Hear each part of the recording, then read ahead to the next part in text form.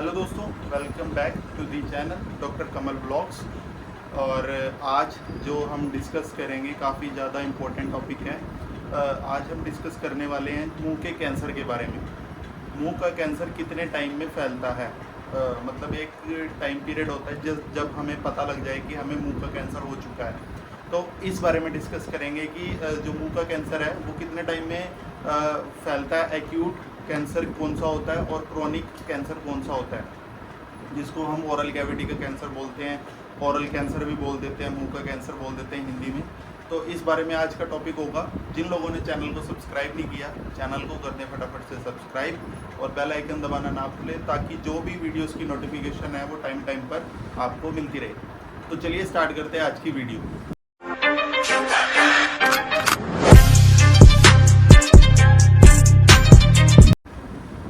देखो, मुंह का कैंसर काफ़ी ज़्यादा आम हो गया है। जिस हिसाब से हमारी ओरल हैबिट्स और जो भी हमारी बैड हैबिट्स हैं वो बढ़ती जा रही हैं। गुटखा, पान, तंबाकू, बीड़ी, सिगरेट, चैनी खैनी, ये जितना भी कंटेंट मार्केट में अवेलेबल हो गया, बहुत इजीली अवेलेबल हो गया, उस हिसाब से ये बढ़ता जा रहा है। पहले जो रेट था वो बहुत कम था, बट अब रेट बहुत ही एग्रेसिवली इंक्रीज़ होता जा रहा है।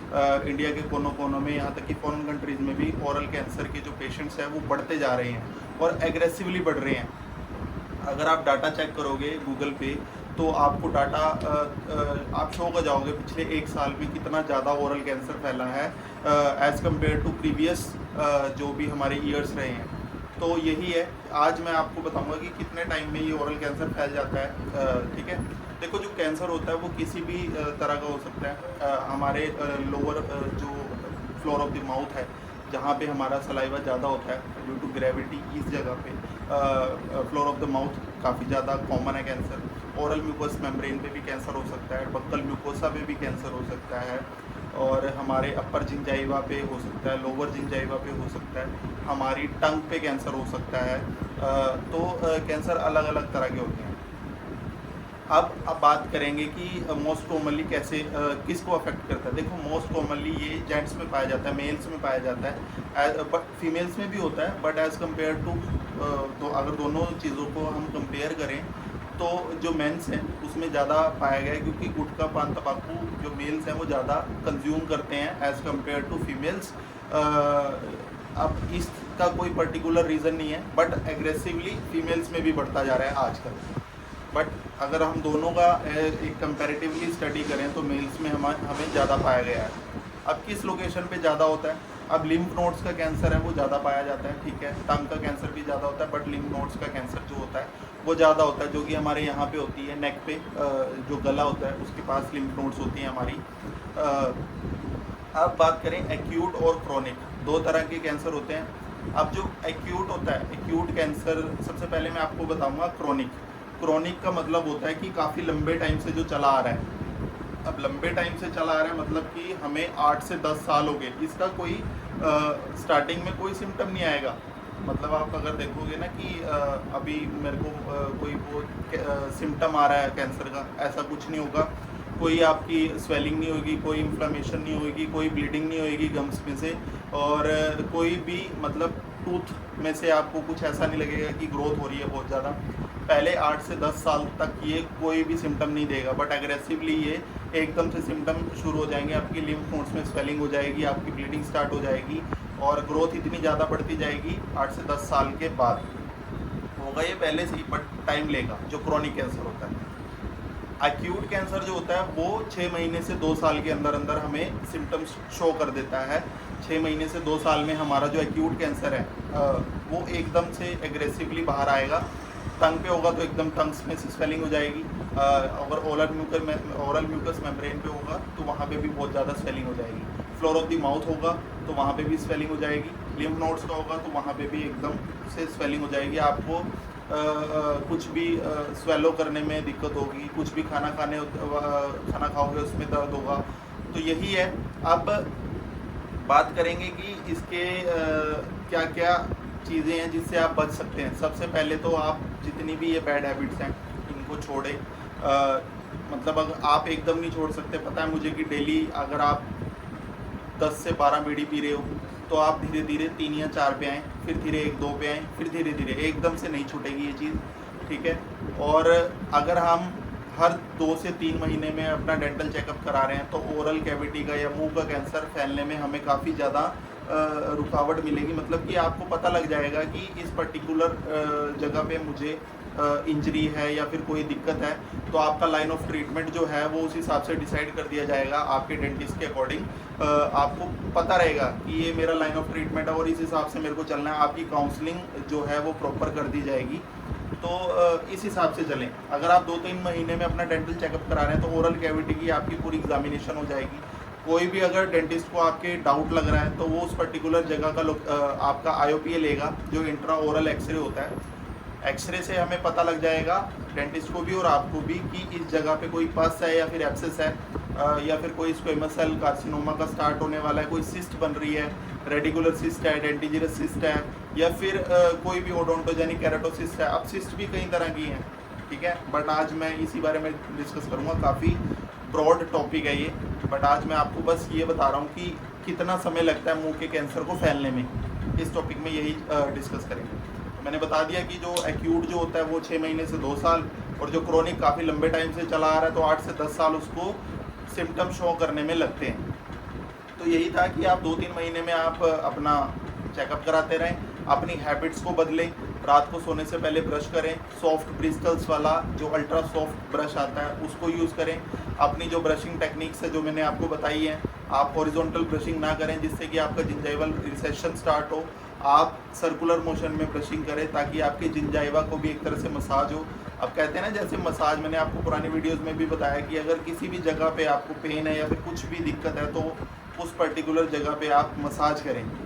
मसाज करने से क्या होगा, वहाँ पे पर्टिकुलर लोकेशन पे ब्लड सप्लाई बढ़ेगी। ब्लड सप्लाई बढ़ने की वजह से क्या होगा, वहाँ पे कोई भी जो दिक्कत है, जहाँ पे ब्लड सप्लाई नहीं पहुँच रही, वहाँ पे ब्लड सप्लाई होने की वजह से वहाँ पे जो भी दिक्कत आ रही है वो ठीक हो जाएगी। आपने देखा होगा कि सर की जो मालिश करते हैं ऐसे ऐसे, काफ़ी आराम मिलता है। उससे क्या होता है, हमारी पर्टिकुलर जो सर के ऊपर है वहाँ पे ब्लड सप्लाई बढ़ती है। ब्लड सप्लाई बढ़ने की वजह से हमें रिलैक्स फील होता है ना।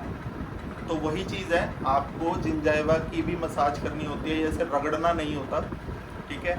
आपको जो भी मैंने टेक्निक बताई है, ब्रशिंग टेक्निक, उस हिसाब से ब्रश करें।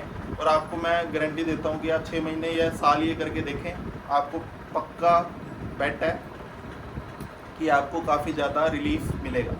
बाकी जो लोकल यमुनानगर से पॉपुलेशन है, जो भी ससोली, सुडैल, गुगलों, ये जितने भी रेलवे वर्कशॉप एरिया या जितना भी ITI और जगाधरी या यमुनानगर के लोग हैं, जो भी मुझे देखते हैं, हमारा ससोली गवर्नमेंट स्कूल के पास हमारा श्री श्याम डेंटल हॉस्पिटल है। फ्री डेंटल चेकअप चल रहा है, आप जब मर्जी आके अपना चेकअप करा सकते हो। आपकी कोई फ़ीस नहीं है उसकी, चेकअप करने की, आपकी काउंसलिंग की कोई फ़ीस नहीं है, ठीक है। आप आएँ और अपना एक तरह से जो ट्रीटमेंट है उसको डिसाइड करवाएं कि जो भी इसका ट्रीटमेंट प्लान होता है मुंह के कैंसर को, जैसे फैल चुका है, अब फैल चुका है तो उसमें हम कुछ नहीं कर सकते। उसमें कोई मेडिकेशन आपको, कहते हैं ना कि आराम देगी, आराम तो देगी, बट उसमें बहुत ज़्यादा टाइम लगेगा, आपके सिम्टम वर्स्ट होते जाएंगे। और उसमें फिर आपको क्या करना होगा कि जो ट्रीटमेंट है वो डिसाइड कराना होगा आपको। सर्जिकल मैनेजमेंट, मेडिकल मैनेजमेंट तो आपकी चलेगी, बट आपकी सर्जिकल मैनेजमेंट भी चलेगी। सर्जिकल मैनेजमेंट में क्या होगा, आपकी सर्जरीज होंगी, ठीक है। अब उसमें भी 2-3 चीज़ें होती है, इन्यूक्लिएशन और मार्सुपिलाइजेशन होती है। इन्यूक्लिएशन में क्या करते हैं, उस पर्टिकुलर लोकेशन को स्कूप की तरह निकाल देते हैं। जैसे अब एक जगह पे, यहाँ पे इस जगह पे कैंसर है, इन्यूक्लिएशन में क्या करते हैं, हम पूरा उसको ऐसे निकाल देते हैं, इन्यूक्लिएट कर देते हैं। आपको इन्यूक्लिएशन से पता लग रहा है, इन्यूक्लिएट मतलब कि उसको ऐसे निकाल। 3 तरह से आप इसका मैनेजमेंट कर सकते हैं। देखो, जो भी मैंने बताया आपको, एक तो मेडिकल मैनेजमेंट के अकॉर्डिंग मेडिसिन के थ्रू आपका जो डिकम्प्रेशन उसका किया जाता है, और एक सर्जिकल मैनेजमेंट होगी। अब सर्जिकल मैनेजमेंट में भी 3 चीज़ें होती हैं। आपको डरना नहीं है सबसे पहले कि ये क्या सर्जरी वगैरह प्लान बता रहे हैं, उसका आपको इलाज ही बताया जा रहा है और इसका कराना ही पड़ेगा, क्योंकि ये फिर बाद में इतना वर्स्ट हो जाएगा, आपको सांस लेने में दिक्कत होगी, कुछ खाने में दिक्कत होगी, कुछ खाओगे नहीं तो आप बचोगे कैसे। तो यही है उसका जो मैनेजमेंट है, मैं वो आपको बता रहा हूँ। 3 तरह से इसकी सर्जिकल मैनेजमेंट होती है। क्यूरेटाज, सेकंड होता है इन्यूक्लिएशन, थर्ड होता है मार्सुपिलाइजेशन। सबसे पहले बात करेंगे क्यूरेटाज। क्यूरेटाज मैंने पुरानी वीडियोस में भी आपको बताया। क्यूरेटाज में क्या होता है, एक स्मॉल बर से आपको उसको हल्का सा वो करते हैं, उसकी एक तरह से सफाई करी जाती है उस पर्टिकुलर लीजन की जो आपका फैलता जा रहा है। मार्सुपिलाइजेशन में क्या करते हैं, एक स्मॉल विंडो क्रिएट कर दी जाती है या फिर कोई इंसीजन दिया जाता है। इंसीजन देने के बाद उसको एक तरह से डीकम्प्रेशन किया जाता है ऐसे, ताकि जो भी उसका कंटेंट है वो निकाल दिया जाए। मार्सुपिलाइजेशन जो होता है वो काफ़ी बड़ी जो लेवल पे जो सिस्ट बनी हुई है या फिर कोई कैंसर बना हुआ है उसके लिए होता है। जो अब थर्ड जो है ये इन्यूक्लिएशन में क्या होता है, उस पर्टिकुलर लोकेशन जो भी उसका सिस्ट है, जो स्मॉल सिस्ट है डेंटिजीरस या फिर रेडिकुलर सिस्ट है, तो उसको इन्यूक्लिएट करने के लिए, उसको पूरी को स्कूप आउट करने के लिए इन्यूक्लिएशन जो मेथड है उसको यूज़ किया जाता है। तो यही 3 तरह के मेथड्स होते हैं। बस यही है अपना जो डेंटल केयर है, ओरल कैविटी की जो केयर है उसको रखें और ज़्यादा से ज़्यादा वीडियो को शेयर करें। ट्रीटमेंट प्लान इसी हिसाब से चलेगा। बाकी अगर आपको जैसे खाने में दिक्कत हो रही है कुछ भी है, तो आप अपना जो नारियल पानी है या फिर इस तरह की जो लिक्विड चीज़ें हैं वो खा पी सकते हैं। बाकी जल्दी से जल्दी अपने डेंटिस्ट के पास जाएं ताकि आपका जो लाइन ऑफ ट्रीटमेंट है वो डिसाइड किया जाए। और वीडियो को ज़्यादा से ज़्यादा शेयर करें उन लोगों के साथ जिनको डेंटल प्रॉब्लम्स हैं, जो भी आपके रिलेटिव्स हैं, आपके भाई बंधु हैं, उनके साथ वीडियो को शेयर करें। और कमेंट बॉक्स में बताएं कि अगली जो वीडियो है वो मैं किस चीज़ पे बनाऊं, तो उसी पर्टिकुलर टॉपिक पे मैं वीडियो आपको दूंगा। आई होप जो भी वीडियोस चल रही हैं आपको अच्छी लग रही होंगी। ज़्यादा से ज़्यादा वीडियो को शेयर करें। जल्दी ही मिलते हैं आपसे नए टॉपिक के साथ नेक्स्ट वीडियो में। Thank you so much.